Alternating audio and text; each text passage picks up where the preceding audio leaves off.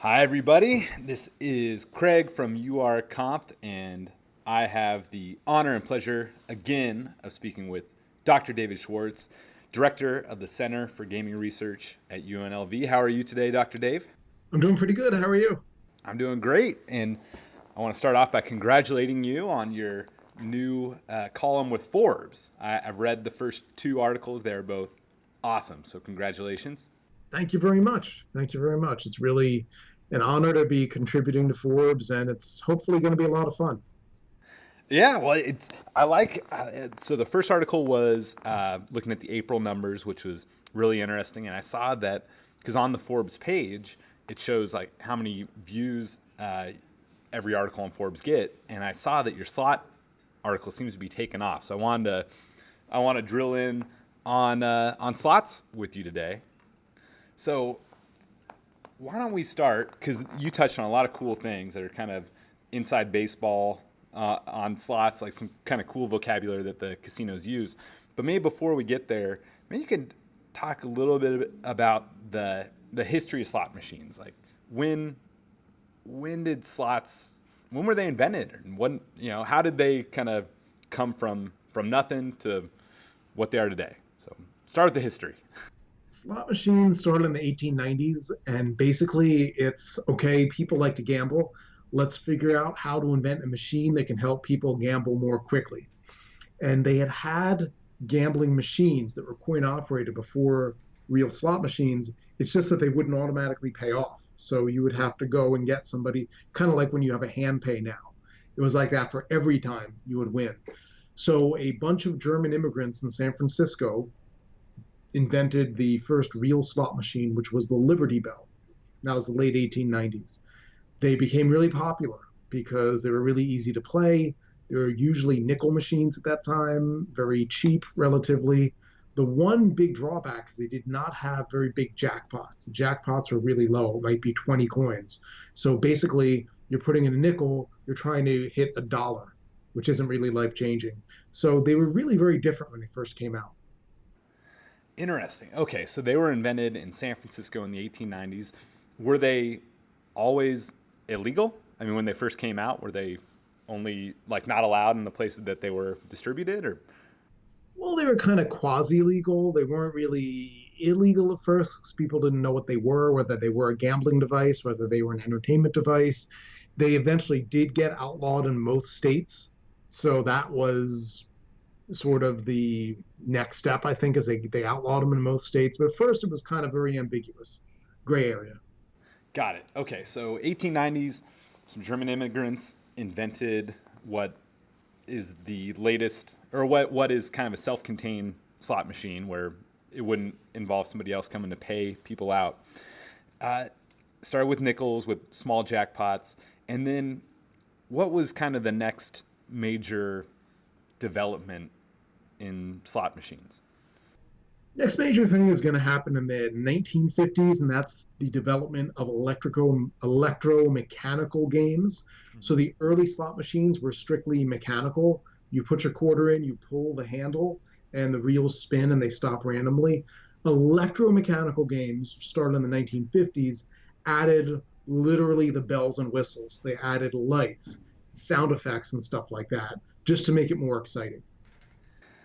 Got it. Okay, and by 1950s, Las Vegas was already starting to take off.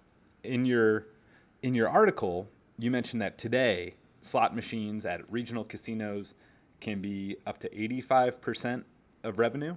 Is that right? Yeah, even higher. If you look at the Boulder Strip, it's about 88%, and that's a pretty good proxy for local casinos. So generally speaking, the fewer high, even though you do have high limit slots, as you know very well, and a lot of high rollers do play slots.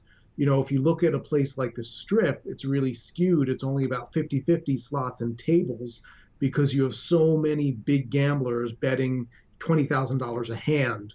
And that really skews it when a machine isn't going to make that in a day. But on the other hand, you have a lot more people betting at the machines, and there's a lot more machines than there are baccarat tables. But most parts of the country, and I couldn't really do a total, study of this, but it looks like most parts of the country, it's like 65 to 80% slot machine right now. Got it. And I think that that's accurate. I mean, just from anecdotal evidence, we live close to WinStar Casino. We're based in Dallas. WinStar Casino is probably the closest casino to Dallas. They advertise on all their billboards that they are the biggest casino in the world, but what it actually is, they have the most slot machines in the world. Not bigger than Venetian Macau. Yeah, there's definitely an asterisk next to the billboards they put up in my mind. Going back to, now obviously slot machines make up probably industry-wide a majority of revenue. Originally in Vegas, were they more of something to keep the wives occupied while the men were at the tables, or what was it originally? Like, was it just kind of a small bank of machines? Because I only say that, I mean, that probably makes me sound really sexist, but I've seen like old photos of 1950s Vegas where they didn't even have seats there. There's a bunch of women kind of standing around playing the machines. So kind of what was slots contribution to the casino floor and revenue, and maybe how long did it take for it to really transition? It was really limited at first because, again, the games weren't that exciting. The jackpots weren't that big. You're going to spend an hour playing. You're probably going to lose everything. Maybe you get a couple hits for $1, $5, $20. That's not really going to motivate you to play that much. It might be fun. And, honestly, by our standards, the games weren't probably that much fun. You just watch the reels go around and maybe you line them up. So that started to change once you started getting computers involved. Here's why. If you look at a slot machine, they used to have physical reels. You only have so many spaces on the reel strip for numbers, for not for numbers, for symbols. So there's only so many combinations you can put up there, and I won't bore everybody with the exact math of it. What happened was, after they started putting computers basically in slot machines, they could have virtual reels where instead of having 10,000 reel stops total, you could have 100,000. So you could offer a higher jackpot. It's not going to come up so much that it'll bankrupt the machine or the casino. Well, it might bankrupt the casino, but you can offer a bigger jackpot because it's going to happen that much less often. That's what really builds into the entertainment. That starts in the 1970s. In the 1980s, as states around the country are legalizing lotteries and have legalized lotteries start offering these $1 million life-changing jackpots. Okay? Really, there was no slot machine that could compete with that. Even a $500 jackpot is not going to be life-changing, or even, let's say, a $10,000 jackpot. I mean, it's nice, but it's not like you can tell your boss off. Right. Get a 10,000. Maybe you can. I don't know. Maybe your job is different. Wouldn't work for me. I will cut it there. That reminds me of a funny story, though. When I worked on the cruise ship, there was a cook from Singapore. We were docked in Halifax, Canada, and on the cruise ship, these guys he was from Singapore, I believe, or maybe it was Indonesia, and these cooks, they were making $1,200 per year, working, in a room, bunked with 12 different guys. He went in, he actually won more than 10 grand. He won 35K, and sure enough, he went back on the ship, told off his boss, and got a flight back to Indonesia at the next port. But anyway, I'm sorry I cut you off about slot jackpots weren't big enough to compete with the lottery. Okay, so IGT invents something called megabucks, which is what they call a wide area linked progressive, where you take a network of machines around the state, a portion of each coin or credit put into the machine goes to this big progressive jackpot. And when that jackpot hits, you can make a lot of money.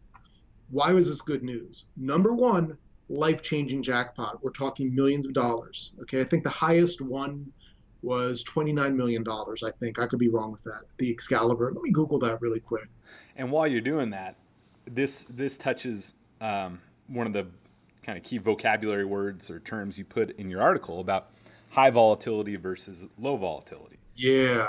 Where low volatility games would be ones that pay out more consistently, but lower jackpots. High volatility would be something like Mega Millions. Yeah. So basically, the machine had odds of 1 in 16.7 million of hitting this. March 2003, 25-year-old software engineer from LA won 39.7 million on a $100. Basically he dropped $100 into the machine, megabucks slot machine at the Excalibur, biggest jackpot in Vegas history. It's kind of funny and it's very fitting that the biggest jackpot in Vegas history didn't happen at Wynn or Bellagio or someplace like that. It happens at Excalibur, but that's the nature of slot machines. So what's the really good news about this? Well, really good news number one is that guy got $39.7 million. Right. Really good news number two for Excalibur is they didn't pay it. IGT pays out those jackpots because they're the ones with the progressive meter. So it's really good publicity for casino when it hits. It is, and it's funny too because I remember when I worked at Harrah's in Tahoe, we had a progressive jackpot hit, and then it's like job number one for the host team to keep that person on property to extend their stay, because all of a sudden it's like somebody that went from $100 a day player, $500 a day player, all of a sudden has $1 million. And they're like, hey, why don't you, here, we're going to upgrade your suite, hang out for a little while longer. Because it's, the casino looks at it as a chance to win found money. So my favorite story, Megabuck story, is a guy named Elmer Sherwin, who is legendary. Elmer Sherwin was the guy who was playing the night that the Mirage opened and he hit Megabucks. And that was a huge deal back in 1989, November. The Mirage opened, the night it opened, it hit Megabucks. It was like, a lot of people were suspicious. Well, did they script it or something? No, they didn't. It just happened. About 20 years later, he's playing at the Cannery up in North Las Vegas, and he hits Megabucks a second time. Huh. He was just playing because he wanted the relaxation. He liked doing it. So, again, like keeping him on property, host team. Okay, what do you think he asked for? He hits Megabucks a second time. What does he want to keep him on property? What do you think? What do you think he asked for? A new car. Asked for a hot dog. He ate half the hot dog there and brought the other half home. That's awesome. I gotta imagine Elmer's not the type of guy we need to worry about being on Skid Row. Yeah, no. That's him. I mean, that's kind of some people, I think he was in his 90s at the time, thrifty, and there's nothing wrong with all of that. It's just really kind of endearing, all right, yeah, I'd like a hot dog. Well, I'm not that hungry, so I'll eat half now. Yeah, I might be hungry later. I'll take it home with me. Wow, good for him. And good for his kids. It sounds like they'll have quite the inheritance. So actually this sounds like a good spot to kind of go back to the article, because now I feel like maybe we're not quite up to present day, but I want to talk about some of the key terms you touched on in your article, and then we can come back to kind of technology, where we're at today and what's next. So one of the key terms you talked about, actually I'll kind of go through all of them, were drop, handle, and win. And I know from working in the casino, those were definitely terms that were talked about all the time. So why don't you talk about what drop, handle, and win each mean? Sure. So I'll give you a scenario here. Player comes up to a slot machine and puts in $100. The drop is $100. Let's say the player plays for like an hour, cashes out with $90. When they're done, they cash out $90, get their ticket, go redeem it. The win is $10. It's what the casino paid out, what the person put in, minus what the casino paid out, right? Another number that comes up is handle, that people talk a lot about. Handle is the total amount bet, which isn't the same as drop. Drop is a total amount you put in. Let's say you play that $100, you put your $100 in, and you hit for $20, and you put that $20 back in and play through that. Okay, and then cash out at the end and you played your 120, your handle is now $120. You played $120 worth of credits. Mm-hmm. So that's where it gets a little confusing. I prefer, and so people call what the casino keeps the win. I prefer calling it the revenue, because when I talk to people who don't really know casinos and I talk about the casino win, I've actually had people think, well, this is what the players win. So if the casino win, at resorts was 50 million, that means players won $50 million there. It's like, yeah, no. People are like, how do they stay in business? Yeah, no. That's what the casino win is, what the casino won, not what the players won. So I like revenue. It's less like they're gambling. Right. And so handle, a lot of people also will call it coin in, right? Yeah, Money yeah, cycled through. And with comps, like in our business, a lot of comps are hmm based on theoretical, which would be a percentage of the coin in. And yeah. and how in the article you touched on a little bit about how machines can be set differently. So maybe kind of talk about how that works, how maybe penny machines are different than dollar machines and Yeah. what's behind that.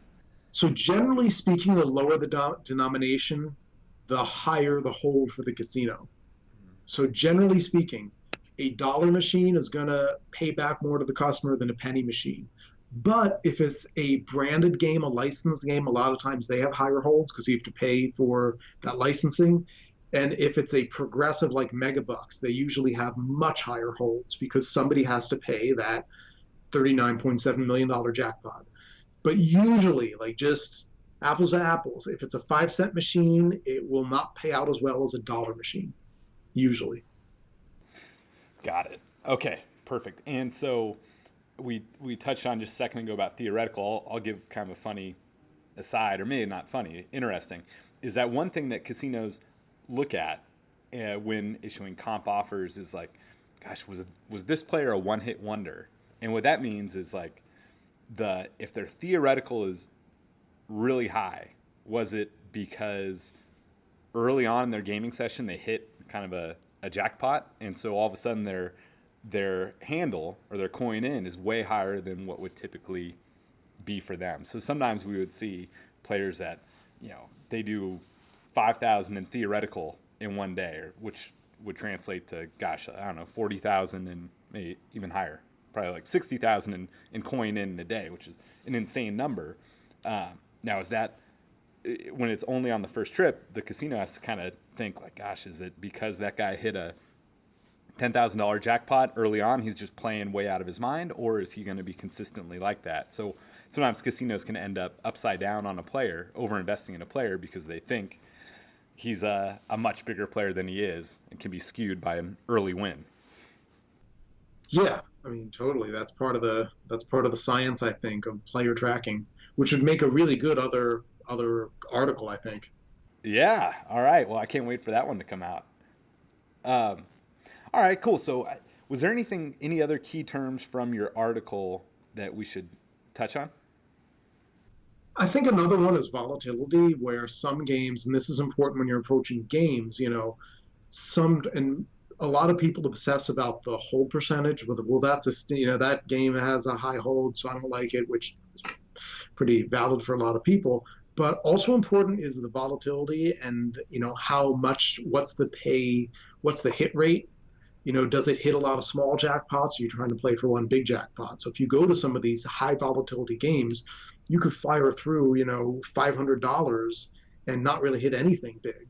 Or you could put in $10 and hit something huge. Whereas the low volatility games, you're going to be getting a little bit back each time, more or less, but you're never going to get that huge hit. So the low volatility games tend to be for people who want more time on device. It's just entertainment. They want to stay there. High volatility is for people who are looking for that life-changing jackpot. Got it. And you mentioned in the article, video poker is a good example of a low volatility game. Yeah, yeah. It can have paybacks over 99%. I don't have my payback tables memorized, so go to Wizard of Odds if you have any, want to check those out because they do a great job on that site with that. And I think I linked to Wizard of Odds video poker in the article. Oh, So, cool. yeah, and I have a lot of links. You've got to go over and I don't know, because they're so almost black for me because I've already hit all the links, but I'm thinking maybe it might be a nice bright blue and people haven't already hit all these links. So I put a lot of links in the article just to keep it interesting for people Cool. and give them more research and stuff.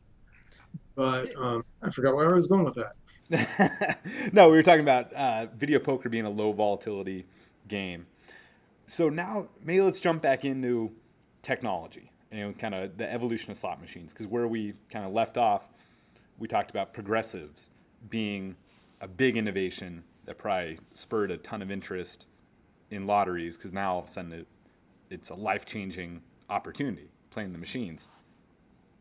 Now, when you mentioned that was late 80s. Is that right? Yeah, 80s. Okay. And then would you say that the next big innovation was the ticket in, ticket out system? Yeah, it was a couple things. It was ticket in, ticket out. It was also credit meter play. So instead of having to cash out every time, first came the credit meter where you put in your $100. You don't have to feed quarters in, which when I first started working in the casino in '94, a lot of games people were literally feeding quarters in and cycling quarters through. That changed with a credit meter where you would have the bill validator, you put that in, your credits go in the machine. So that was more like 80s, 90s where that started, and like late 90s it really peaked. Then in the early 2000s, ticket in, ticket out comes out. That sounds funny. Yeah, that's a Where tongue people twister could right there. basically, you don't need the cash at all. So you put in $100 bill, you put in currency, you get out a ticket, you can put that in another machine, or you can cash it out.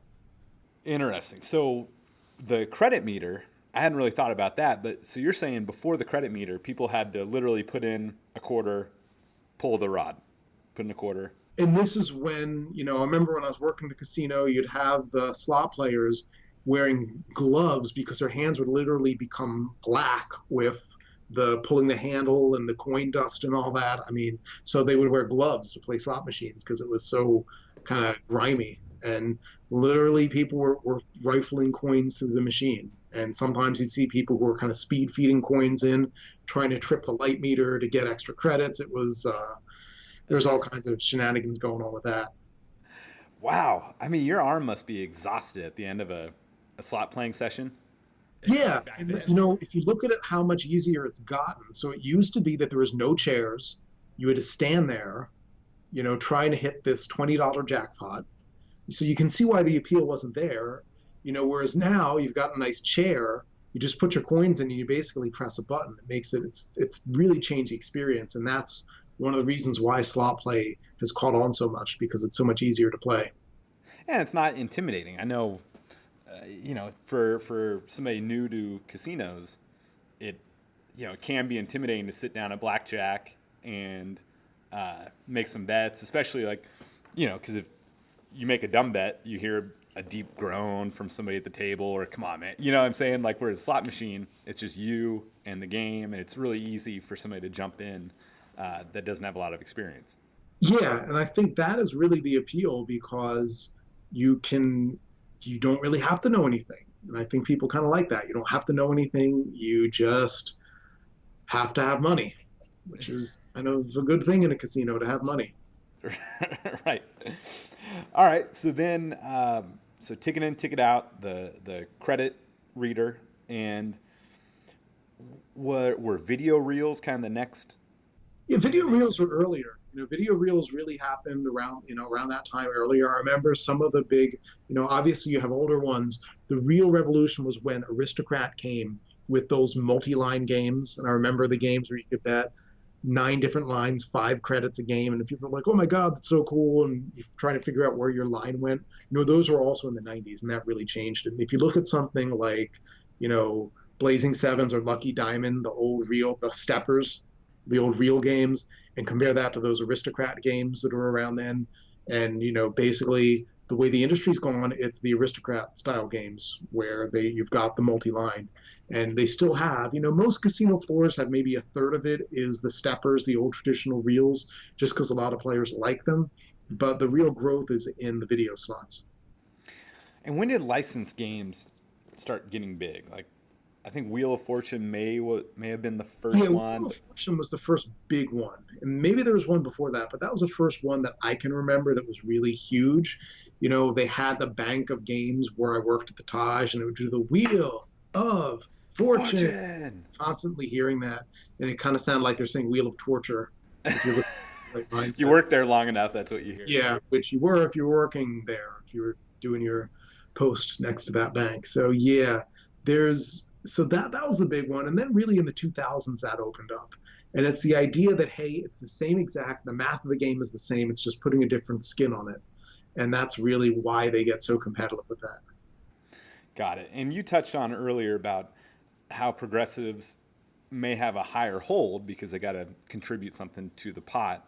And I know this from actually working in the lottery business after working in the casino, or kind of in the middle of working in the casino business, that the licensed games will tend to have a higher hold as well because they got to give a cut to Britney Spears or to Wheel of Fortune or to whoever.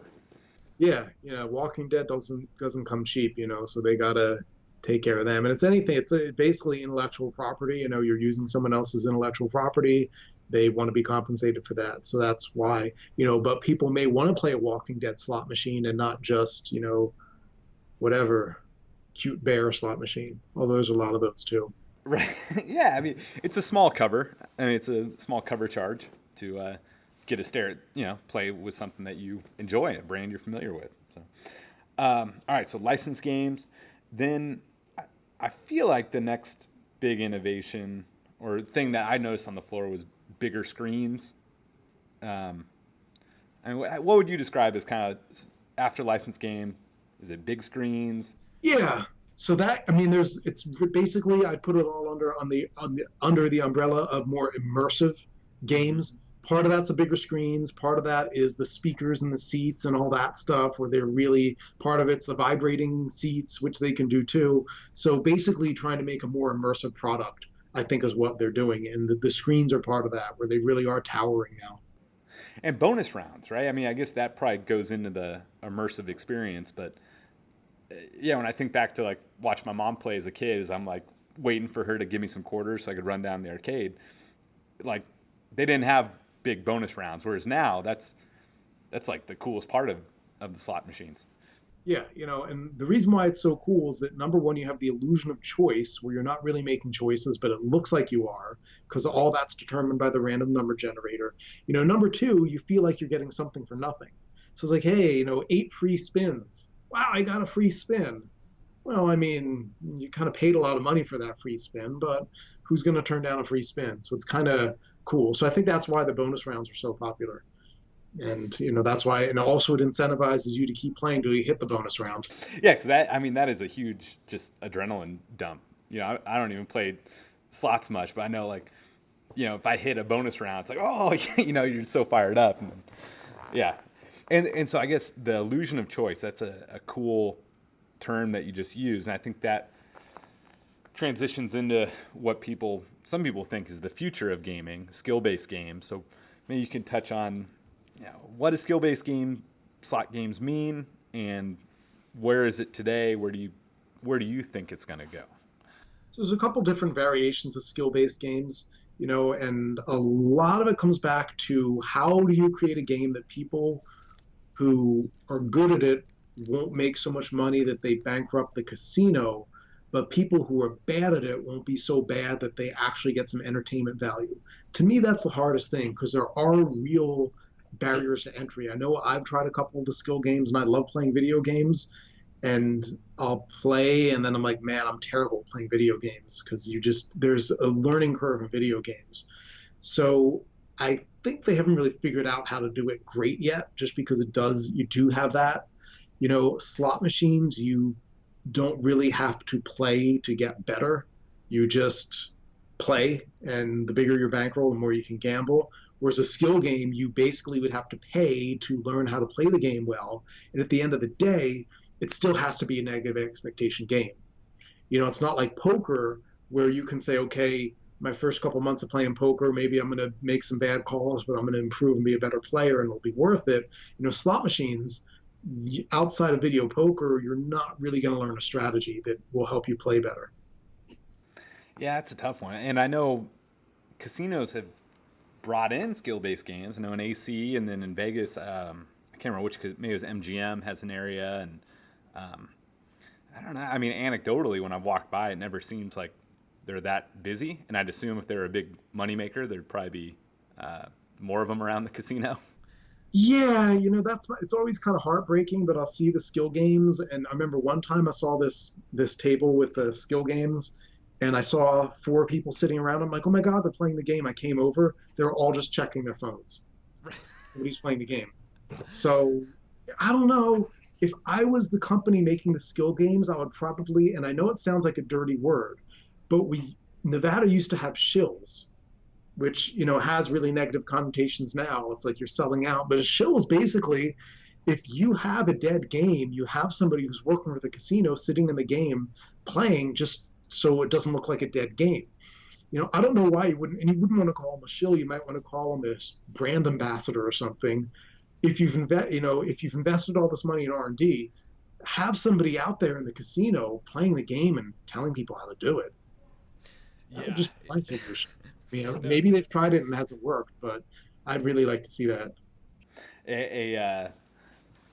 One of my best friends, who I'm sure will listen to this podcast, will remember this story where it wasn't a shill for a game, but it was a shill for a nightclub where we went in. It was kind of a new club, and in Las Vegas. I won't out the casino, but anyway, yeah, we're there. And we're like, yeah, let's check it out. We're there. We're at the bar, and there's not really anything happening. There's like a few people standing around the bar, except for this one booth that's just like having the time of their lives. Just beautiful people and guys and girls, and they got sparklers going and bottles coming. And I mean, we're like, wow, they've got a lot of energy. That's cool. I guess this place is all right. And then they make one last big show where they're like, the girls are jumping on the guy's shoulders, and they're like, then they like kind of dance on the floor, and then they all leave through the employee exit, and we're like, oh, yeah, they were plants, but